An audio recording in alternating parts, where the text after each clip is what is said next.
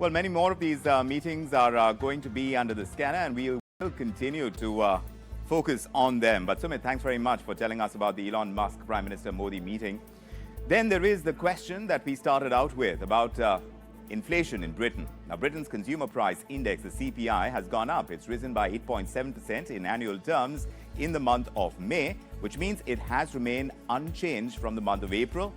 But these numbers defy the forecasts made by analysts, with British inflation now the highest among the G7 countries. In fact, in Britain, the core inflation has risen to 7.1% from what was 6.8% in April, which means that Prime Minister of Britain, Rishi Sunak, as well as the Bank of England, they have a tough task on their hands, and they're clearly feeling the heat. Let's get perspective on this, and for that, the chief economist at KPMG LLP, Yael Selfin, is joining us. Great to have you with us this evening, Yael.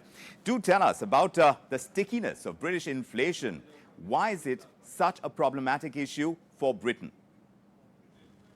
Well, Britain has a number of headwinds, if you like, that it doesn't necessarily share with other economies. So, for example, the labour market here is relatively tighter than in many of the other European economies, whereas if you look at the US economy, we had higher energy prices. We were much more affected by the higher gas prices, in particular here in the UK than in the US. So there's different headwinds here that impacting the UK in a different way. Yael, how do you assess the kind of battle that the Bank of England has fought against inflation so far, and what do you think is going to be their trajectory when it comes to interest rates going ahead, now that it has proven to be as sticky as it is? Well, it's very tricky for the Bank of England because inflation is stickier than they were hoping for.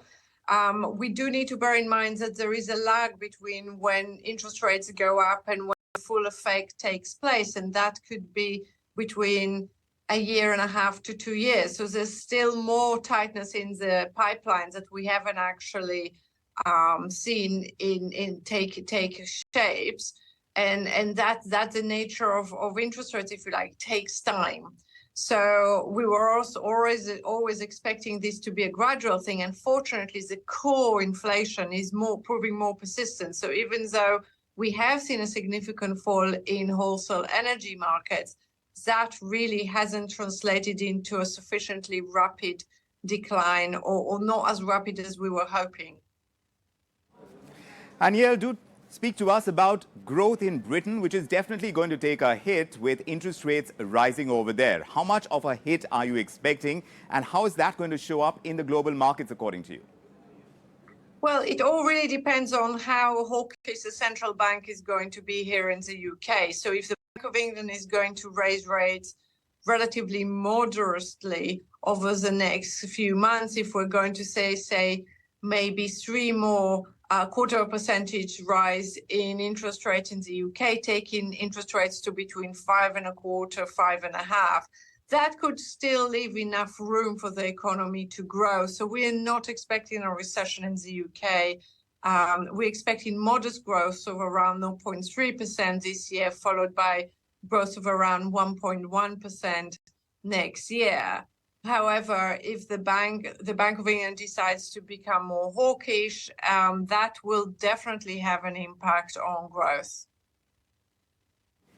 Yael, also very quickly, because we have been reporting how HNIs are taking flight. And among the top 3 countries, UK does figure at number 3 spot, from where HNIs are actually moving away to other destinations. Do you see more of that happening in the case of UK going ahead now?